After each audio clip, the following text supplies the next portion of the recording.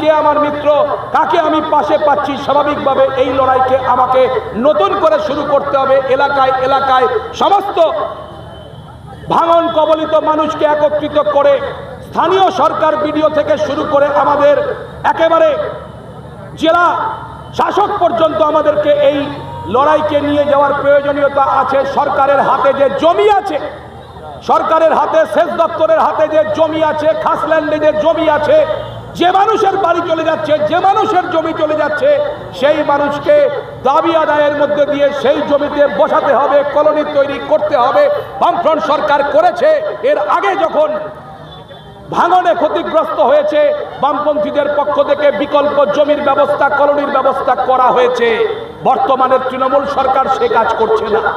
বর্তমানের তৃণমূলের এমপিরা, এমএলএরা, মন্ত্রীরা তারা এই বন্যাকে ব্যবহার করে তাদের পেটুয়া ঠিকাদারদেরকে দিয়ে আজকে বন্যার মরশুমে, বর্ষার মরশুমে বালির বস্তা দিয়ে কাজ করবার চেষ্টা করছেন এবং সেখানে কোটি কোটি টাকা জনগণের ট্যাক্সের টাকা, আমার আপনার টাকা চুরি হচ্ছে। এর বিরুদ্ধে যখন আমরা গত মাসে মালদা জেলার বামফ্রন্ট, যখন আমরা গত 25 তারিখে সেচ দপ্তর অভিযান করেছিলাম, পুলিশের নেতৃত্বে সেচ দপ্তরের গেটকে আটকে রেখে বন্যার্ত মানুষের দাবি শুনবে না বলে তারা পণ করেছিল, আমাদের কমরেডরা সেই গেটকে ভেঙে দিয়ে, গেটকে সরিয়ে দিয়ে, গেটকে খুলে দিয়ে আমরা ডেপুটেশন দিয়েছিলাম, নিতে বাধ্য হয়েছিল। কথা দিয়েছিল যে বালির বস্তা দিয়ে কাজ হবে না। আজকে আবার ওই বালির বস্তা দিয়ে কাজ করছে। দিনের আলোতে গ্রামের মানুষ বাধা দিচ্ছে যে না, কাজ করা যাবে না। সেচ দপ্তর কিন্তু সেখানে আবার কাজ করছে, পুলিশ দিয়ে ভয় দেখাচ্ছে, এলাকার জমির মাফিয়াদেরকে দিয়ে ভয় দেখাচ্ছে। তাহলে মানুষের জোটকে আমরা আগামী দিনে তৈরি করব এবং মানুষের জোটকে তৈরি করে আমাদের দাবিকে ছিনিয়ে আনার জন্য সমস্ত অংশের প্রশাসনের কাছে আমাদের দাবিকে আমরা নিয়ে যাব। আমাদের নেতা কমরেড সেলিম দা এখানে আছেন, আমরা এর আগেও দাবি করেছি, এখানেও প্রকাশ্য মঞ্চে সবার পক্ষ থেকে দাবি করব যে এই দুই জেলাকে বাঁচাতে, এই দুই জেলার মানুষকে বাঁচাতে, পশ্চিম বাংলার মধ্যে এই দুটো গুরুত্বপূর্ণ জেলার লক্ষ লক্ষ মানুষকে বাঁচাতে প্রয়োজনে দিল্লি পর্যন্ত অভিযান হোক, কেন্দ্রীয় সরকারের জলশক্তি মন্ত্রক পর্যন্ত অভিযান হোক, আমরা সেখানেও যাব। উদ্যোগ নিন এবং আমরা সেখানেও এই লড়াইকে পৌঁছে দিতে চাই। কারণ যখন সেখানে বসে থাকা, পার্লামেন্টে বসে থাকা সেই সরকারি দলের, শাসক দলের নেতা, মন্ত্রী এবং দপ্তরের আধিকারিকদের মর্জির উপরে নির্ভর করছে মালদা এবং মুর্শিদাবাদ জেলার ভবিষ্যৎ, তাহলে সে জায়গায় তাদের কাছে গিয়ে সেই দাবি আদায় করার জন্য প্রয়োজনে দিল্লিতে সংসদ ভবন বা অন্য কোথাও সেখানেও আমাদেরকে লড়াই আছড়ে ফেলতে হবে। আমরা ফারাক্কা ম্যানেজার জিএম এর উদ্দেশ্যে যে ডেপুটেশন দিয়েছি, তাদের এখতিয়ারের মধ্যে যতটুকুটা করা দরকার তারা করবেন, কিন্তু আমাদের দাবি তাতে পূরণ হবে না।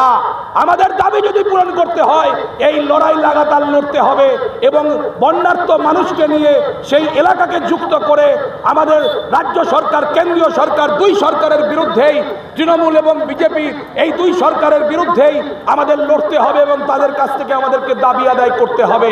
আমাদের প্রতিনিধি দলে সাংসদ ছিলেন প্রাক্তন সাংসদ, মুর্শিদাবাদ জেলা পরিষদের প্রাক্তন সভাধিপতি সচ্চিদানন্দ কান্ডারি, প্রাক্তন সাংসদ বদরুদ্দোজা খান, বামফ্রন্টের নেতৃত্বরা, তারা সবাই উদ্বিগ্ন এবং তারা সবাই নিজের কথা বলবার চেষ্টা করেছেন, মানুষের কথা বলবার চেষ্টা করেছেন এবং তার মধ্যে দিয়ে আমরা আমাদের যা আলোচনা আপনাদের কাছে রাখবার চেষ্টা করেছি।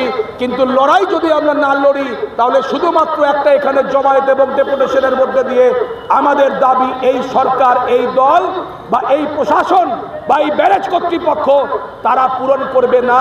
সেই কারণেই আগামী দিনে আরো বৃহত্তর লড়াই এবং আগামী শুখা মরশুমে আমাদের ভাঙনের জন্য কাজ করানোর দাবিতে দুই জেলাতেই আমরা আলোচনা করে আমরা লাগাতার আন্দোলন এই ইস্যুর উপরে আমরা শুরু করতে চাই যে শুখা মরশুমে কাজ করতে হবে।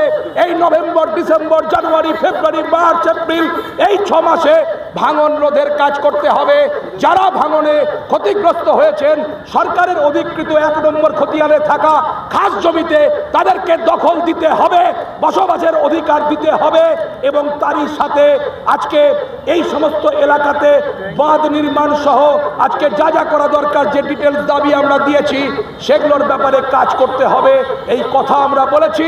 এই লড়াই আগামী দিনে আমরা সংগঠিত করতে চাই।